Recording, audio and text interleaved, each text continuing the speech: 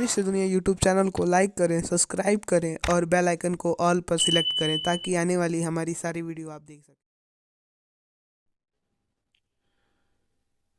कहते हैं कि जब कोई अकाल मृत्यु होती है तो उसकी आत्माएं 84 वर्ष प्रेत योनि में भटकती हैं।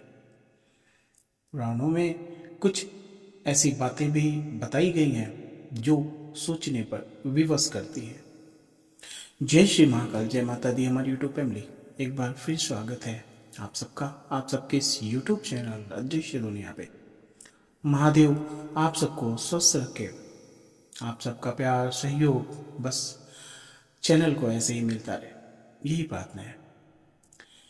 कहते हैं कि अशुद्ध आत्माएं जब शरीर से निकल जाती हैं तब वे विश्राम पाने के लिए इधर उधर भटकती हैं।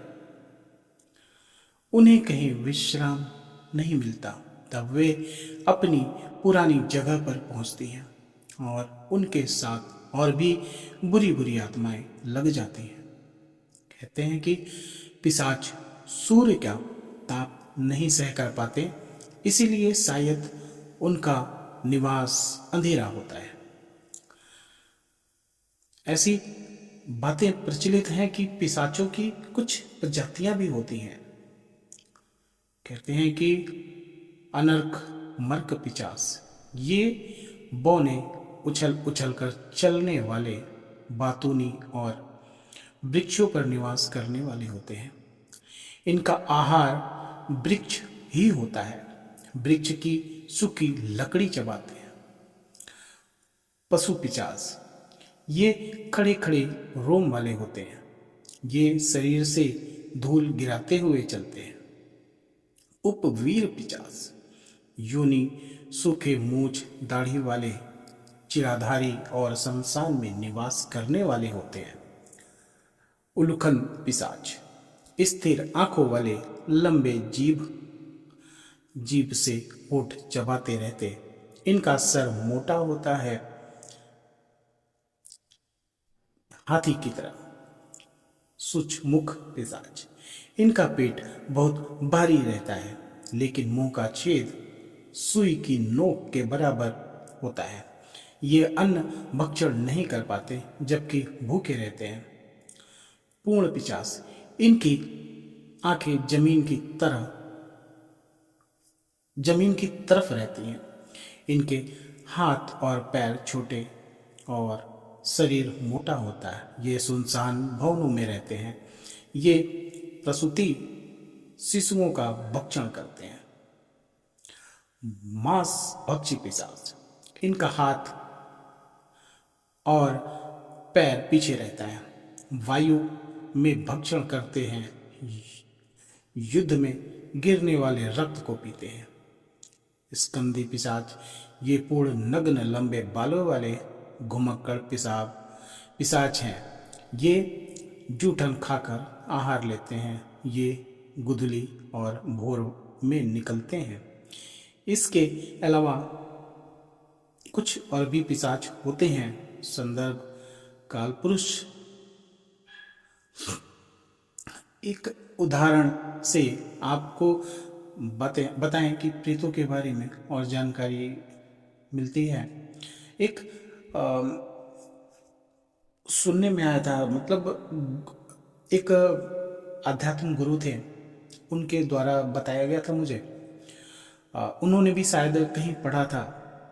ये एक शायद सच्ची घटना भी हो सकती है या फिर मैं अंधविश्वास नहीं फैला रहा। एक कथन था, तो कहते हैं कि सहारनपुर में एक जगह है मुगल खेड़ा। वहाँ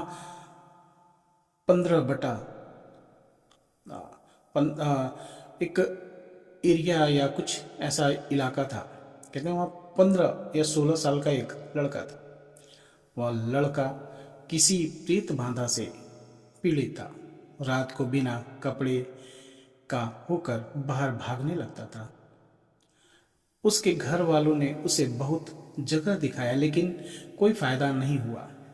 एक बहुत पहुंचे हुए माता काली के उपासक के सामने उस लड़के को लाया गया।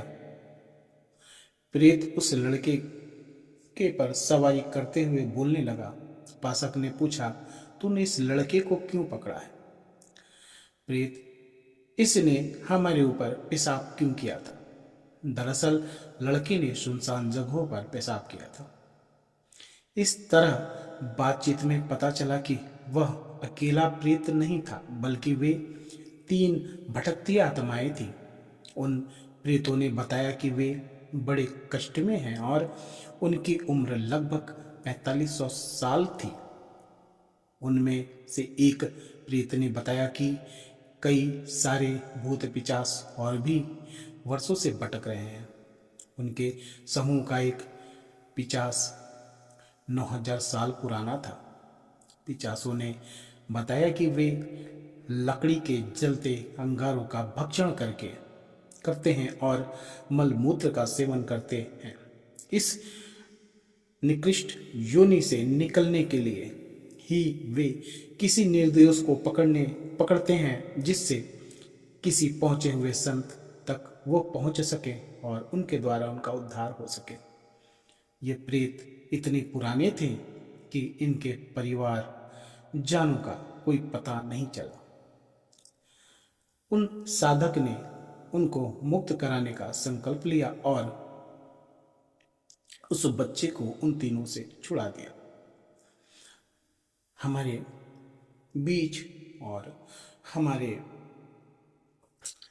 जानकारी में बहुत ऐसे गुरु होते हैं, बहुत ऐसे साधक हैं जो प्रेत बाधा से मुक्ति दिलाते हैं और जो निस्वार्थ सेवा करते हैं।